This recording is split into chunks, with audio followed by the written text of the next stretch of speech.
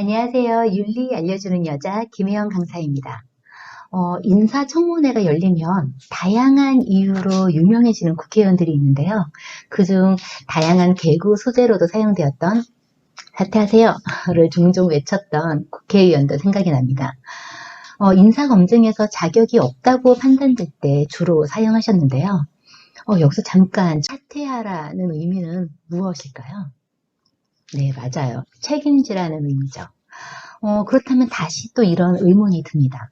만약 업무를 맡기 전이라면 사퇴를 함으로써 책임을 지면 되지만 업무 도중 규책 사유가 있다면 어떻게 책임을 지는 게 좋을까요? 가끔 유명하신 분들이 제가 책임지고 옷을 벗겠습니다 라고 하는 말을 흔히 들을 수 있는데요. 정말 옷을 벗는 게, 다시 말하자면 사퇴를 하는 게 온전히 책임을 지는 것일까요?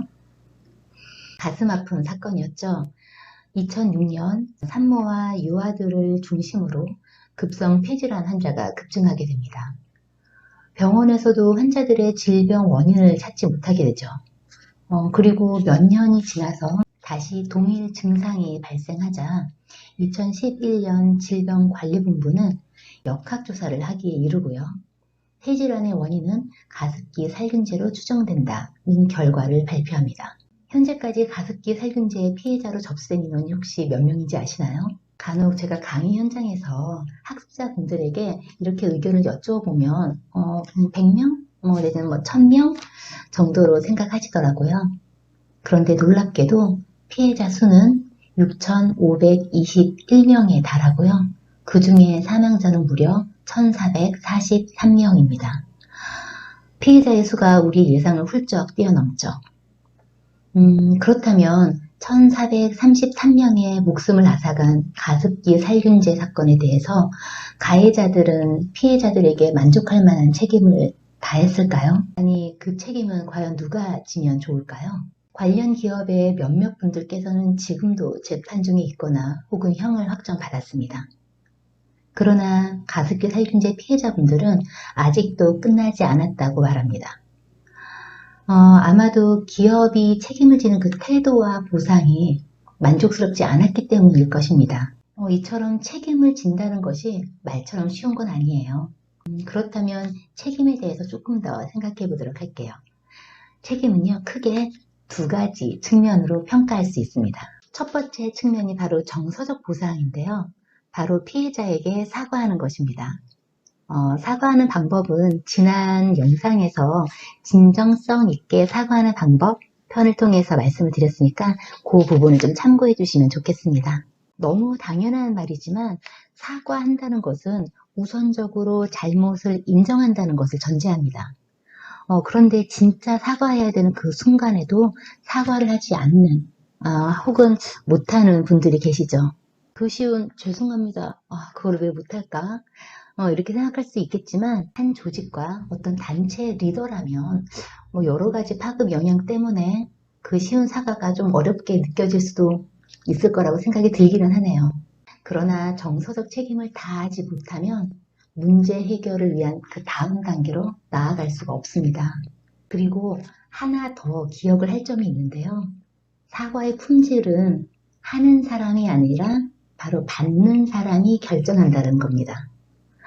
분명 상대방이 잘못했고 사과까지 받았는데 영 기분이 안 좋았던 경험 혹시 있으신가요?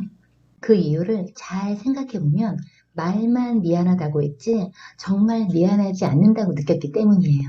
시키니까 억지로 미안하다고 말하는 태도, 야, 하나도 안 미안하지만 당신이 미안하다고 말하라고 하니까 내가 일단 미안하다고 말은 할게 라는 억지 억양, 사과 받고 떨어져 라는 느낌을 주는 성의 없는 자세 등을 통해서 우리는 감지할 수 있습니다. 다시 말하자면 말뿐만 아니라 태도, 자세, 억양, 눈빛 등 그 비언어적 요소로서 사과가 느껴질 때 우리는 진정성 있는 사과라고 표현할 수 있겠습니다. 그러니 진정성 있는 사과로 상대방이 느껴질 수 있도록 사과를 해야지만 정서적 측면의 책임을 다한 것으로 볼 수 있겠습니다. 2019년 8월 27일 가습기 살균제 청문회가 있었어요. 피해자분들께 기업을 대표해서 참석한 분들이 사과를 했습니다. 그런데 놀랍게도 이 사과가 처음이었다고 하네요. 그러나 사고 당시 책임이 있던 회장은 참석을 하지 않았는데요. 과연 피해자들이 이 사과를 진정성 있는 사과로 받아들였을지는 우리가 한번 생각을 해볼 필요가 있겠습니다. 두 번째 측면은 실제적 보상 측면인데요. 정서적 책임을 다했다면 실제적 문제 해결이 될 수 있도록 물리적 보상 측면으로 진입해야 합니다. 설령 문제가 된 사건에 고의성이 없었다 하더라도 결과에 책임을 져야 하는 것이죠.